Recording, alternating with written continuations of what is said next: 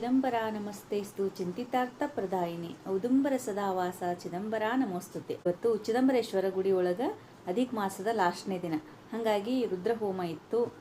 ಬುತ್ತಿ ಪೂಜೆ ಮಾಡಿಸಿದ್ರು. ನಮ್ಮ ಮನೆ ಬಾಜು ಜೋಶಿ ಅವರಂತಿದ್ದಾರೆ ಅವರು. ಹಾಗಾಗಿ ಅಲ್ಲಿ ಹೋಗಿದ್ವಿ ಇವತ್ತು. ಅಲ್ಲಿಯ ಎಲ್ಲ ಹೋಮ, ಬುತ್ತಿ ಪೂಜೆದು ಆರತಿ ಎಲ್ಲವನ್ನು ನೋಡ್ಕೊಂಡು ಬರೋಣ ಅಂತ ಬರ್ರಿ.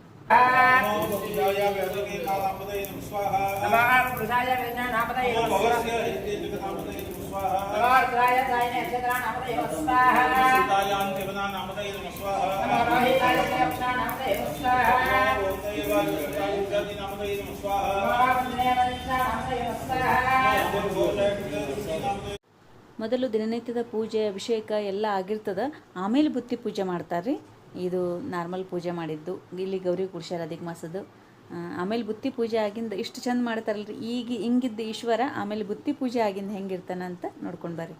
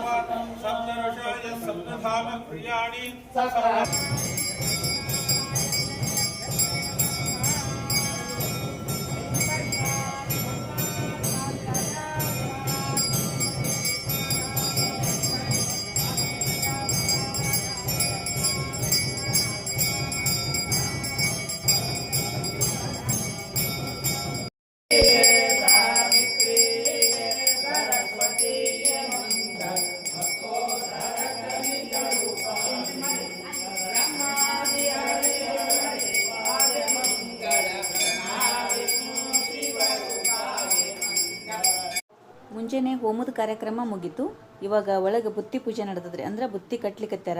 ಶಾಂತವಾಗಿ ಕೂತು ಬಾಗ್ಲ ಹಾಕೊಂಡು ಬುತ್ತಿನ ಕಟ್ತಾರ್ರಿ ಅವರು. ಹಾಗಾಗಿ ಇಲ್ಲಿ ಕೂತವ್ರು ಖಾಲಿ ಕೂಡೋದೇನು ಅಂತಿಕೊಂಡು ಗುರುಗಳು ಮ್ಯಾಲೆ ಕೂತು ಜಪ ಹೇಳಿಸ್ಲಿಕ್ಕತ್ತಾರಿ. ಚಿದಂಬರೇಶ್ವರ ಜಪನ ಎಲ್ಲರೂ ಸೇರಿ ಅನ್ಲಿಕ್ಕತ್ತಾರಿ. ಇಲ್ಲಿ ಇವಾಗ ನೋಡ್ರಿ ಬಾಗ್ಲ ತೆಗಿತಾರ.